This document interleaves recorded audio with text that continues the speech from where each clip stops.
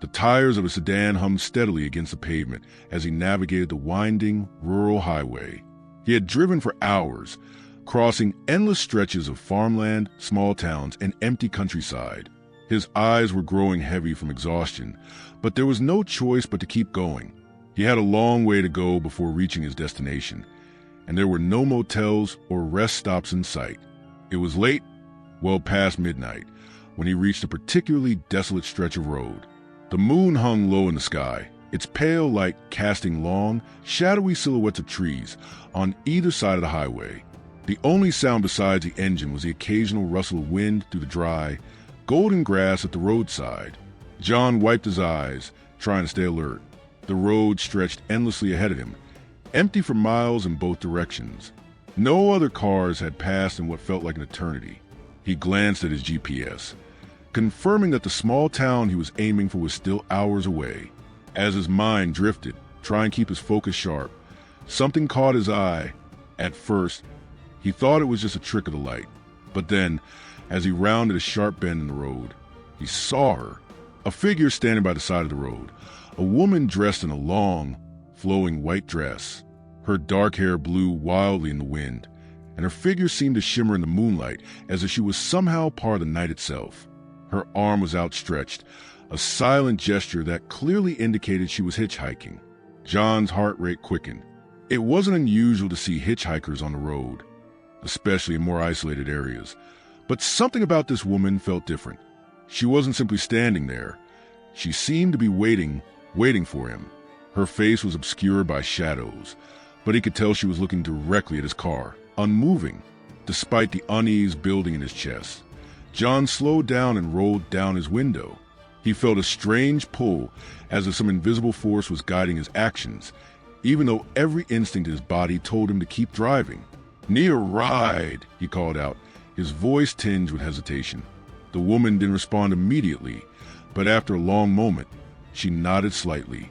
Then, she took a cautious step forward and approached the car. Her feet were bare, her pale skin almost glowing in the moonlight. John's eyes flicked to the rearview mirror. The road behind him was empty. He looked back at the woman, now standing just outside his window. Her eyes were wide, dark, and distant, yet filled with something he couldn't quite place.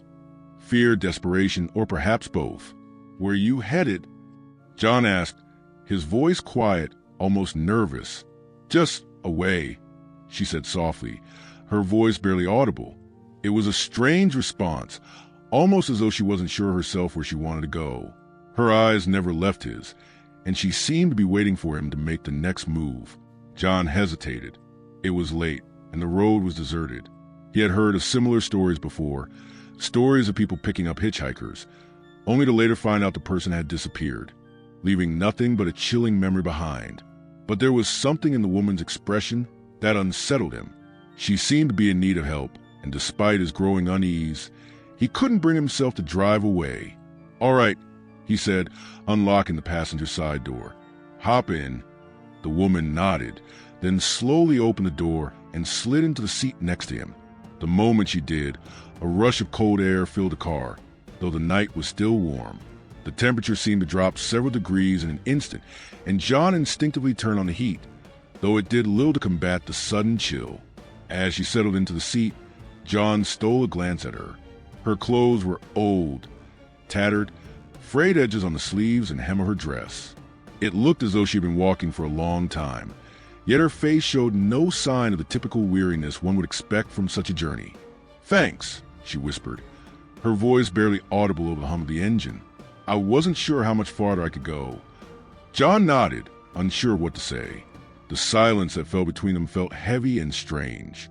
He focused on the road ahead, trying to keep his attention on driving, but the woman beside him seemed to be slowly pulling him into her world, a world of discomfort, uncertainty, and something darker.